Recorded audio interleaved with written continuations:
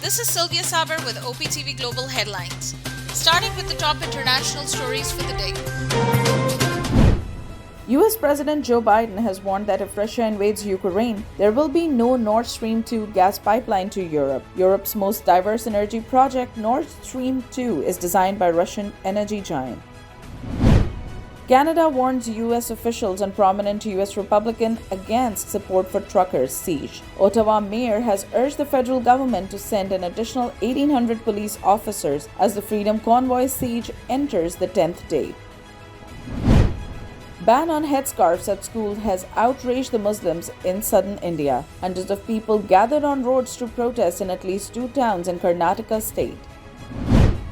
Another India illegally occupied Jammu and Kashmir journalist faces arrest. The court gave freelance journalist Gohar Nazir 2 days to appear over a police complaint that he had acted against the public interest.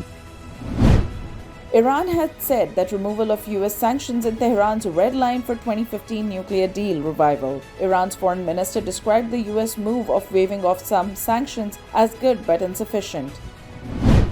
Some extremist Jews revealed that they have been dressing as Muslims to enter and worship at the Al-Aqsa Mosque compound. Jewish Israeli activists said that the motive behind is the mission to reconquer the Temple Mount or the Al-Aqsa Mosque.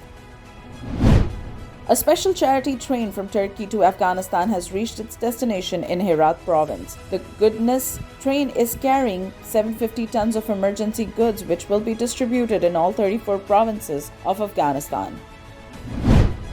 At least 19 people have been killed by an avalanche near Pak-Afghan border. Afghan officials said that rescue workers are still searching at the scene for people illegally crossing to Pakistan.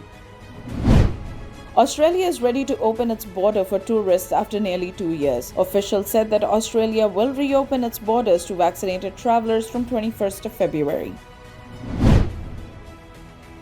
Up next, we have the national updates.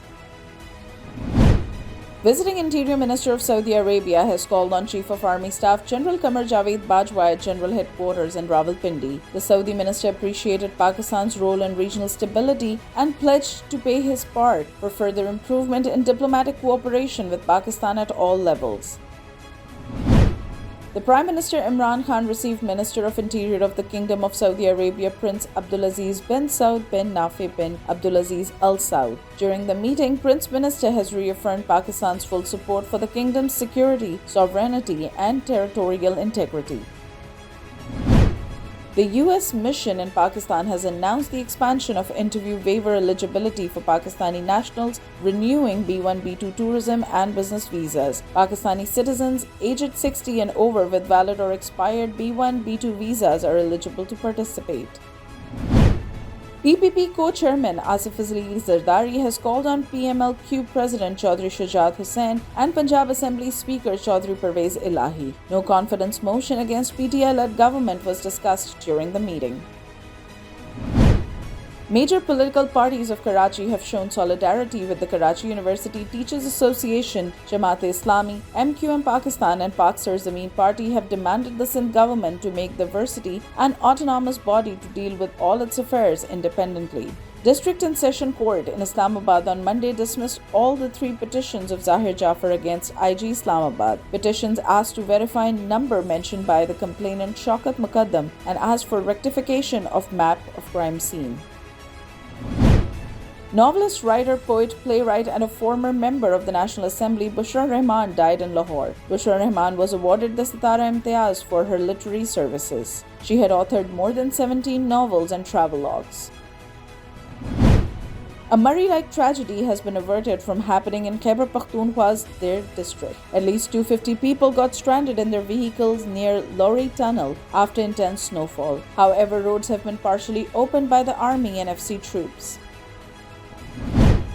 Farmers have announced to protest against the agricultural taxes in the mini-budget. Farmers said the imposition of additional levies have increased their cost of production by a manifold. They have decided to observe a protest on February 14th. Equal justice under law. We haven't yet lived up to that promise, marginalized communities across our nation. I'm Faisal Gill. I saw how the color of your skin, so I went to law school because I wanted to fight to make the law work for all, because I wanted to give back. Because Black lives matter. Because we need to incarcerate less and educate more. Deserves justice.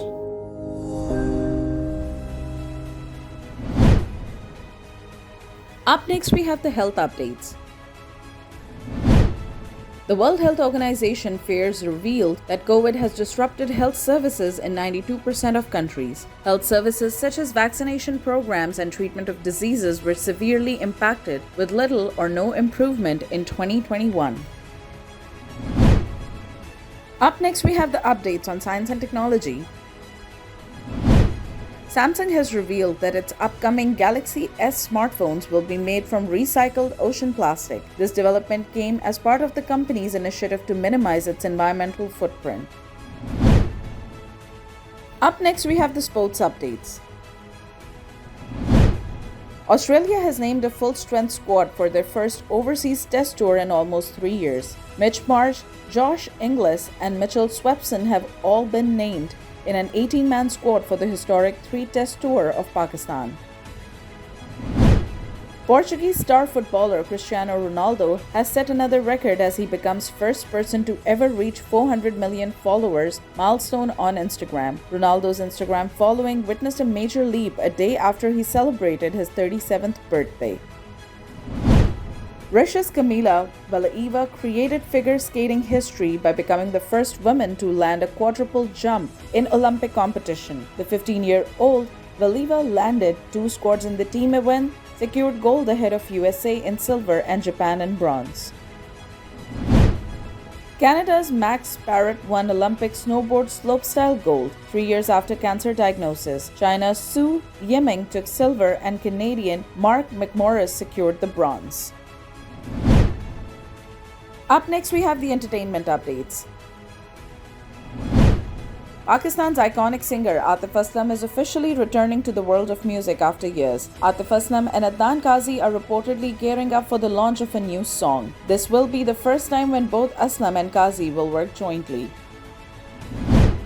Michael Jackson film coming from Oscar-winning Bohemian Rhapsody producer and Gladiator screenwriter John Logan. The film will give an in-depth portrayal of the complicated man who became the king of pop. Kuwait has announced to ban the movie Death on the Nile film over Israeli actor Gal Gadot. The Wonder Woman actor has frequently come under criticism for her mandatory service in the Israeli army.